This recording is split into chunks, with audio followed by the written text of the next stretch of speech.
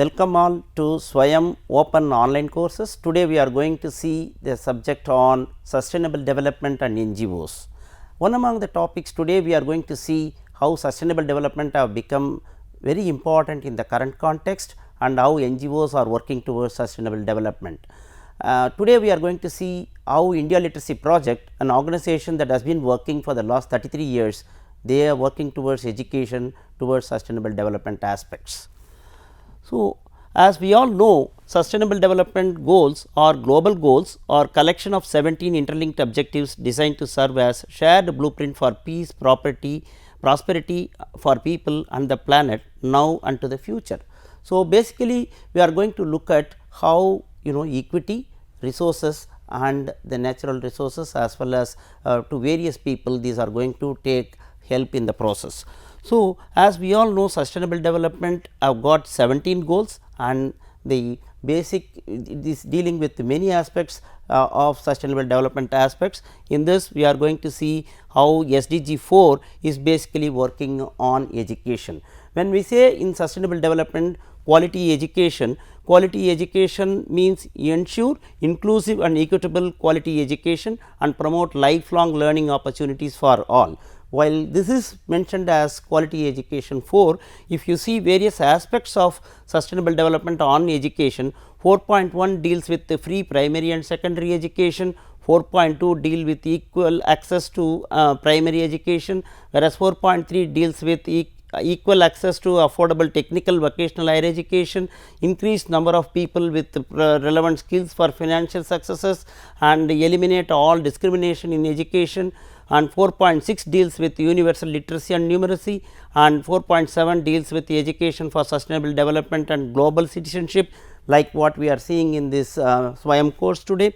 And in 4.A build and upgrade inclusive and safe schools. This is another important thing because we have to ensure safety and security of our children. Okay. So, as we all know, sustainable development deals with 17 aspects. So, one, it deals with the poverty, it talks about eradication of hunger, and it talks about health for all, and it talks about quality education for all, it talks about gender equity, and sustainable development goal 6 talks about clean water and hygiene sanitation for everybody. Sustainable goal 7 talks about clean energy for everybody. Then sustainable goal 8, SDG 8 is talking about basically providing economic development and growth for everybody, including employment opportunities. Sustainable goal 9 SDG deals with employment and infrastructure related aspects, and sustainable goal 10 deals with eradicating equality or related issues and how inequality related issues, and we can bring in equality there. And SDG 11 deals with how to create sustainable urban communities, urbanization aspects, and so SDG deals with the consumer related aspects, and SDG 3 deals with the very important aspect of our environment related issues. SDG 4 deals with our sea based resources, and SDG 15 deals with our land resources. Sustainable goal 16 deals with peace and justice related issues, and SDG 7 deals with how we can create various infrastructure that are related to achieve these 16 goals. So, in a way if you see, this is the framework of SDG. So, SDG has got 17 goals, and all these 17 goals up to 16 goals, and the 17 talks about the various infrastructure that have to how we can attain these SDGs. So, India is a signatory to this SDG goals, and we have also committed to achieve these SDG goals by 2030. So, as today we are talking about education, India Literacy Project is basically working on education. We are going to see SDG 4 in more detail. SDG 4 deals with the education and quality education. When we say ensuring education for all, we mean ensuring quality education for all. It is not just providing literacy or numeracy, it is ensuring age and grade appropriate skills and competencies for each and every child who is entering into the system. So, basically if you see the SDG 4 talks about ensure inclusive and equitable quality education and promote lifelong learning opportunities for all. So, this quality education aspect SDG 4 has got several subsections. So, in the subsection 1 basically SDG 4.1 talks about ensuring free primary and secondary education for all. So, this is basically ensuring universalization of primary education, secondary education and senior secondary education. So, that is the kind of thing. So, 4.2 is basically talking about equal access to quality and pre-primary education. This is also between before entering into the primary education, giving Anganwadi or preschool education or Balwadi or whatever. So, the ensuring those things are also part of 4.2. Under 4.3 actually equal access to affordable technical, vocational and higher education. This is also not just ensuring secondary education, post 10th or post 12th level, how we will ensure proper vocational education as well as higher education for all the citizens of the countries. So, that is dealt with in the 4.3. In under SDG 4.4, increase the number of people with relevant skills and for financial success. This is also very important aspect, because as we talk about in India today population dividend. So, we are saying we have more functional productive population, youth population, that will make India into a powerful country, but unless and until we ensure conversion of all these population into human resources, we cannot achieve that. For achieving that, we need to make all the students with proper skills and they are able to earn their livelihood on their own. So, that is very vital. In that process, SDG 4.4 deals with number of people with relevant skills for financial success. If we cannot make our population to earn their livelihood on their own, we will have the issues.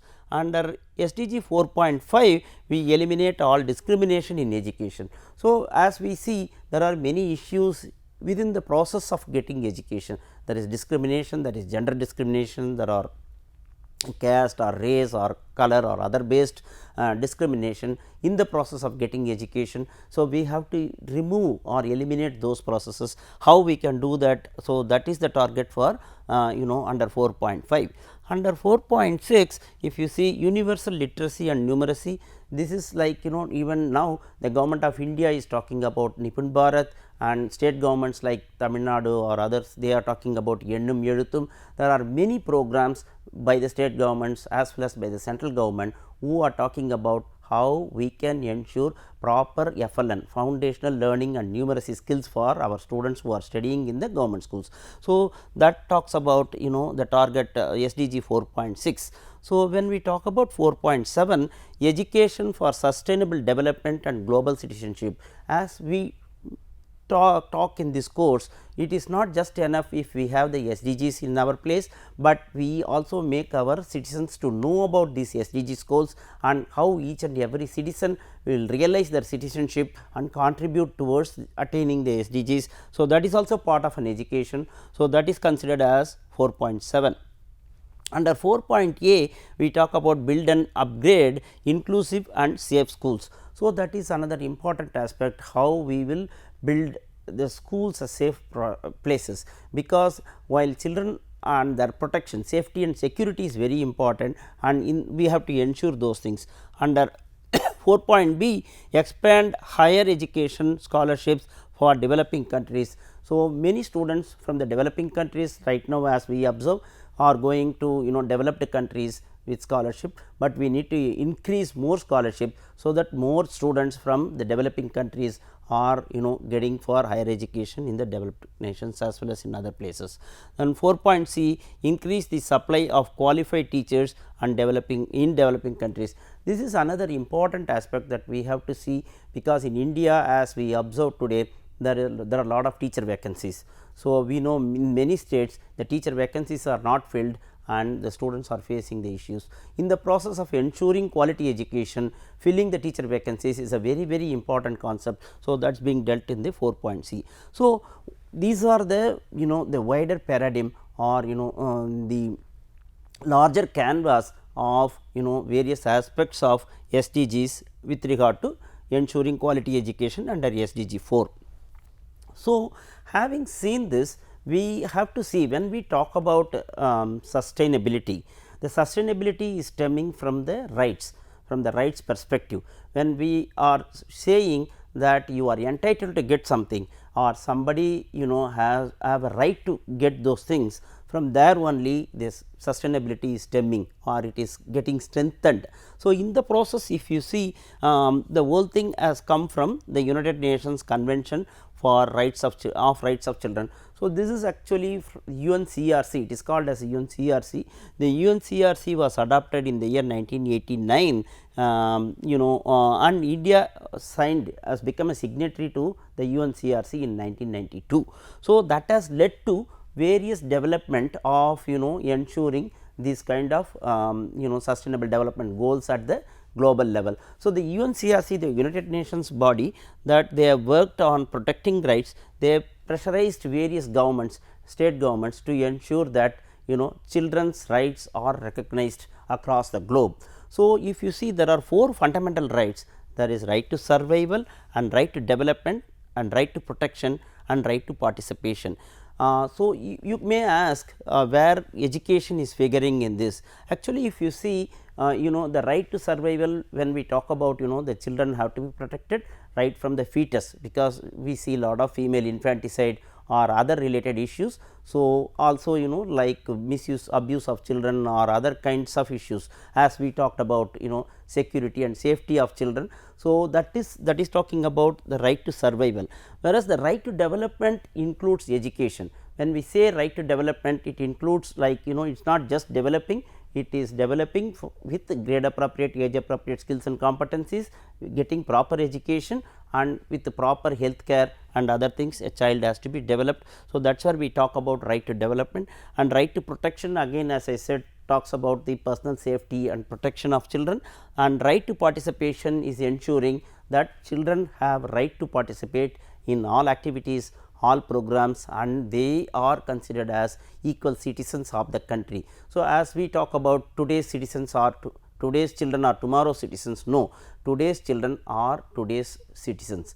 Actually, they have a right, like equal rights like a citizen, and they can participate in all activities except the certain age board things. I think they have a right. So, these are called as fundamental rights, and these fundamental rights are really paving the way for sustainable development goals and sustainable development goals and education and child development related issues, right. So, as we could see in the year 2009, we have got this wonderful act passed, what we call it as the right to education, ensuring the compulsory and free education of right to education for all children. So, if you see in 2002, the article 21A of our constitution has been amended. The state shall provide free and compulsory education to all children of 6 to 14 years in such manner as the state may by law determine. In the sense, if you see, you may ask what is the difference. The difference is basically this is enshrined by the constitution. This is recognized by the constitution that the right to education has been recognized as a fundamental right of each and every child in India. So, with that legislation we got into that government is taking up the responsibility to provide education of all children of India. So, on the one side we have RTE, on the other side we have UNCRC. So, these two have become very strong pillars, and these pillars have led to that India becoming signatory into the SDG goals in 2003, and that is how we have seen the various components of right to sustainable SDG goal 4, which is talking about quality education for all. So, so far we have seen the premises of SDG, and in the process of SDG the role of governments and the governments recognizing children education etc. as their fundamental right. And now we are going to see India Literacy Project ILP as an organization, how it has been working towards strengthening these goals, towards enabling or empowering these goals are being attained through our children and the government school system. So, as you could see, India Literacy Project, it is a catalyst for 100% literate and educated India, and you have our website ilpnet.org. Anybody can log in and see more details and learn about the organization. So, India Literacy Project was founded in the year 1990 in the US by the NRIs, when they wanted to think about India and work on India's development.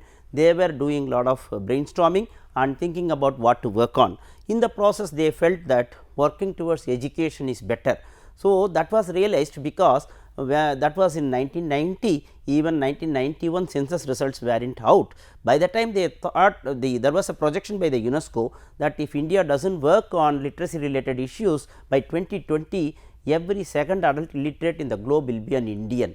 So, that was the kind of magnitude of the problem we had on illiteracy. So, because of that the NRIs who could achieve some good standard of life in the foreign countries felt that it is better to work on education related programs. Initially, it was only literacy related programs, as we were working on adult literacy, female literacy, functional literacy, vocational education kind of programs, and later in the end of 90s we moved into strengthening education. That is how, if you could see, it is a catalyst for 100% literate and educated India.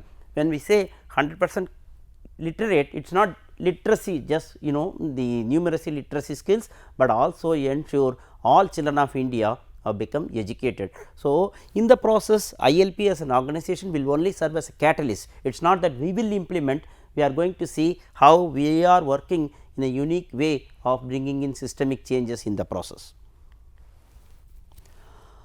So, what we do as an organization ILP enable children in government schools to attain grade appropriate skills and create pathways to productive careers. So, this is what in nutshell that what we are doing. If you want to say this as our vision statement, we enable children in government schools. Why government schools? Because government schools are the place where poor children are coming, and around 70-75% of children in the rural areas, tribal areas, inaccessible areas, remote areas are still studying. So, we target only strengthening public education and working with the government schools, and we help them to attain grade appropriate skills and competencies, because if a 7th grade child has to know this much of skills in math or language skills, that we should ensure that they are getting it out of the system. So, that is the basic way with which we are approaching, and we also work towards creating productive career pathways for them.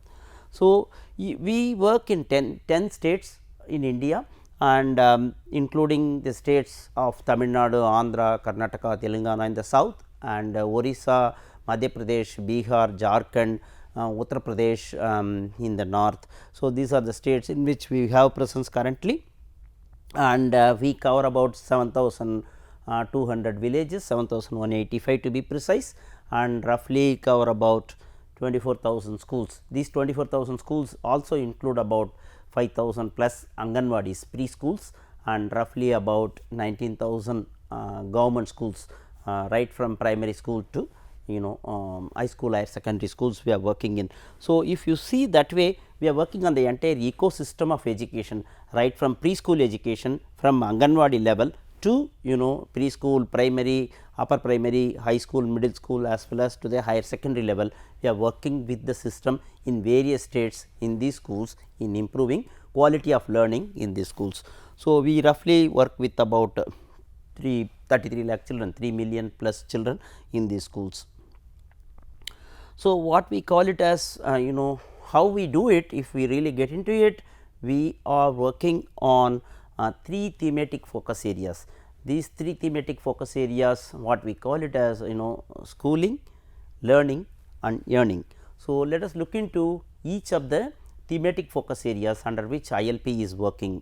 So, schooling aspect, when we say there are a lot of schooling related issues depending on the geopolitical condition or socio-economic condition or marginalized poor and their conditions in the state. So, this may not have much relevance in a country like in the states like southern states, but there are more need in the other packets. So, as you see like this may have how to educate a parent to get a school to a village if there is no school in the village, if there are school in the village it is not functional, how they can work with the government to make their school functional, or if the midday meal is not given properly in the school, how they can motivate the school management committee to get school midday meal served properly, or if we can work with them to improve attendance monitoring, teacher attendance monitoring, students attendance monitoring, dropout or enrollment, retention, re-enrollment and enrollment drives, and transition management, which is very important aspect that we have to see under schooling bucket. Because if you see transition management, there are children who get dropped out if there are no schools in the same village. If they have to move from 5th to 6th grade, if there is no upper primary or middle school in the same village, or if they have to go to high school and there are no beyond 8th grade in the school in the village, then if they have to go to other places, especially this is true for girls, if there are forests or rivers or other things that they have to cross or they have to walk a long distance, the parents are not they are worried about more their safety and they do not send the children to school.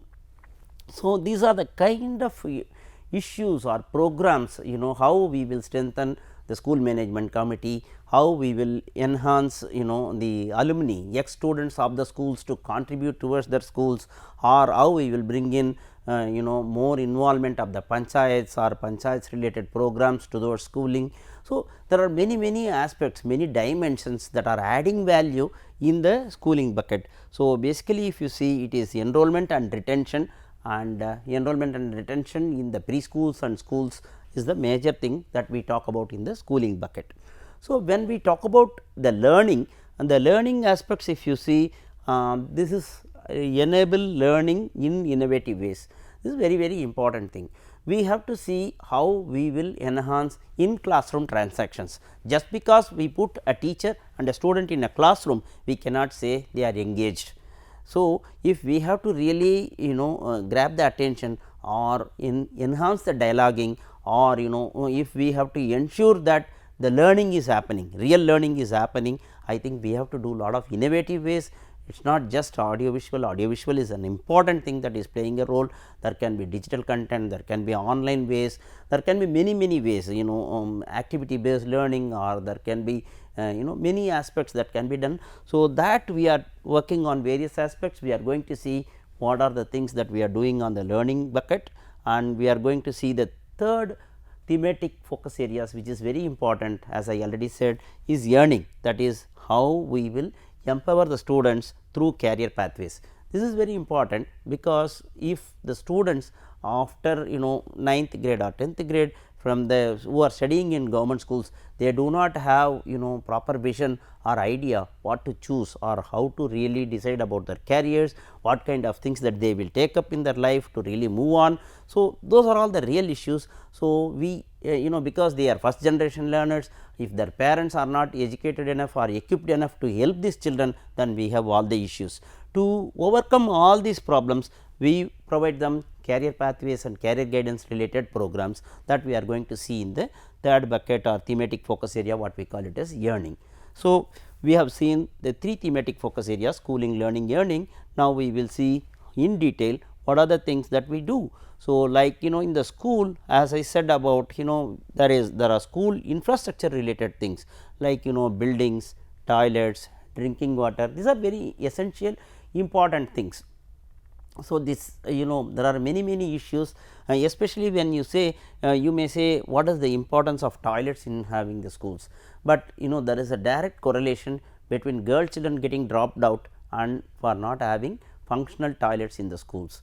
So, when they attain puberty, when they have other health issues, if there are no proper functional toilets, I am not saying we have to have fabulous things like a palace in the toilet, but they have to be functional, they have to be clean. If we do not have that kind of thing in the schools, then we have lot of issues with regard to children getting dropped out for lack of toilets, and also ensuring proper drinking water. If we cannot ensure proper drinking water to children in the schools, then they do have issues like diseases and if they do not have protected drinking water, there are other health issues that they are facing. So, there are many things, infrastructure, the number of classrooms that are required. Actually, as ILP we do not get in providing providing infrastructure or working on the school buildings, but we motivate the communities, work with the government, there is enough within the system how they will work through the system to get those things for their villages, for their schools, so that they have an enjoyable way of learning in their premises.